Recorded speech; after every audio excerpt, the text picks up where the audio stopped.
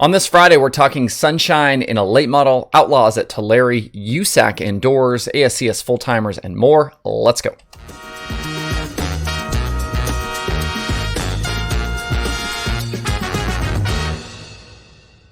Today is Friday, March 11th, 2022. Welcome into Dirt Tracker Daily. I'm Justin Fiedler.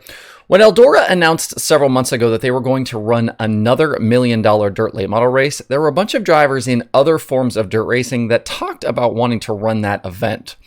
One driver that we saw express interest was Courtney, and apparently Sunshine wasn't just blowing smoke. In a video posted to his social media channels yesterday, we got to see the reigning All-Star champion testing a super late model down at Cherokee Speedway in Gaffney, South Carolina. The Eldora Million takes place June 8th and 9th, with those dates not conflicting with the All-Star schedule. The All-Stars do race the next two nights after that, June 10th and 11th, but those races are at Attica, which isn't far from Eldora. Sunshine hopping into a car for this event is very doable. The car that Courtney was in for the test is owned by NASCAR Cup Series crew chief Jeremy Bullins, who leads Austin Cindric's team at Team Penske. He's coming off that Daytona 500 win. The car itself is a Longhorn chassis with an Andy Durham power plant that we've seen Devin Moran drive in the past. In fact, Moran finished third in the Blue Gray 100 in that car in 2021. In the video, Sunshine looks pretty sporty behind the wheel and apparently was putting down some respectable lap times. Chris Ferguson, who lives here in the Charlotte area, was on hand at the test to help guide Courtney. I don't know if this means that Courtney is going to drive this specific car for the million, but it's clearly a good piece if that's the case. Courtney is the next in line in this high-profile group of drivers that we've seen cross over in recent years. Kyle Larson is the obvious example, but we've also seen Donnie Schatz, Brandon Overton, and others do the same thing. If you want to see the full video, it's available on Courtney's Twitter and Facebook accounts. Jumping over to the World of Outlaws, they begin the spring West Coast swing tonight at Thunderbowl Raceway in Tulare, California. I mentioned yesterday that we'll see Kyle Larson and Courtney in the field, but that is just the beginning of a stout group that will be in action. On top of the Outlaw regulars, we're also getting Rico Abreu, Gio Scelzi, and Corey Eliason. All of those drivers are from California, but they race on the national stage. Throw in Kerry Madsen in the Toyota-powered Roth car, Austin McCarl in the Country Builders 88, and then a whole host of locals, guys like Justin Sanders, Dominic Scelzi, Mitchell Facino, DJ Neto, and others. I think we're in for a really entertaining weekend.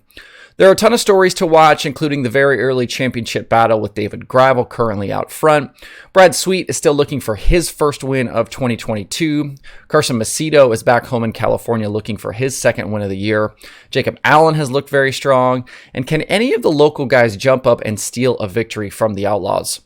Locals were shut out of the top 10 with the Outlaws in their last trip to Thunderbowl, with Bud Kading the highest finisher in 11th.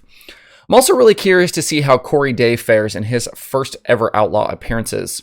The 16-year-old driver is already a USAC National Midget winner and picked off 2 NARC 410 wins a year ago. He's backed by 2-time Outlaw champion Jason Myers, and his future is bright. This will be the series' first appearance at Tulare since 2019. Recent winners at the track include Ian Madsen, Aaron Reitzel, Donnie Schatz, and David Gravel. In the past 4 races there, Brad Sweet leads all drivers in average finish at 4.25, even though he is winless. Winners at Tulare have started features on average from the 3rd position. You can see all of these track-specific stats for yourself with a Dirt Tracker Plus subscription. The DirtTracker.com analytics prediction formula just slightly favors Brad Sweet tonight over Donnie Schatz, and that's not surprising with Sweet's average finish at Thunderbowl, and he leads the series in average finish on third-mile racetracks over the past 5 seasons. I'm going to go with Kyle Larson tonight. He wasn't super fast at Volusia with just that one top 5 finish, but Tulare is a track that's right in his wheelhouse. I think even if he starts a little further back, he could definitely hustle his car up to the front. Drop me a comment. Let me know who you are picking this weekend. Do you think an outsider or local can grab a win? Let me know. Both nights are $10,000 to win, and hot laps get started at 5 p.m. Pacific time, 8 p.m. Eastern. Dirt Vision will have the live stream. We haven't seen the USAC National Midgets since they started the season in Florida last month, but they are back in action this weekend for the Shamrock Classic indoors at the Southern Illinois Center. These 2 nights of racing are not for national points, as they are listed as special events on the calendar, but there's still plenty of money to be won, and a solid field of cars will be in attendance. Tonight's program will feature heats lined up by a draw and passing points on the line to set the B mains and feature lineup. The winner will take down $2,000. For Saturday, the points from Friday's racing will then set lineups for a round of qualifiers, which will then get us into C main, B main, and the features. The winner of Saturday night's 50-lap finale will get a very nice $10,000 check. The field right now of entries includes 42 drivers, which is a damn nice field for a midget show. 2 past winners of the event will be in attendance in Justin Grant and Cannon McIntosh. You'll also see drivers like Ryan Timms, Jerry Coons Jr., Jake Newman, T-Mez, Brady Bacon, Chance Crum, Joe B., Shane Cottle, Mitchell Moles, Zach Dahm, and others. I would normally make win picks for the USAC Midgets, but because this isn't a full field event and not for points, we'll skip it and just enjoy the racing this weekend. Following these 2 nights, the series has another special event on March 26th. That's on the pavement at IRP, with the next points-paying event coming on April 8th at Kokomo. If you can't be at DuQuoin this weekend, you can watch live on Flow Racing. I talked earlier in the week about full-timers for the ASCS National Tour, and Brian Holbert's ears must have been burning because on Wednesday he tweeted out a full list of drivers that intend on competing for that championship. We've already talked about Garrett Williamson, Brandon Anderson, Blake Hahn, Dylan Westbrook, Kyler Johnson, Matt Covington, and Jason Martin. You can add to that list Chase Porter, Landon Britt, Dylan Postier, Ryan Bickett, Seth Bergman, and Preston Perlmutter. So that puts us at 13 series regulars to start the season. That's a pretty solid group with 1 week remaining until 2022 opener at Devil's Bowl. Like I said earlier, I think Blake Hahn is definitely the favorite here with Covington and Westbrook his biggest competition. We'll see if anyone else in that group can emerge. We've certainly seen Seth Bergman be fast in the past there. Jason Martin is a past series winner. And I think there's definitely potential there with Garrett Williamson. One driver we won't see full-time with the series in 2022, though, is Scott Bogucki.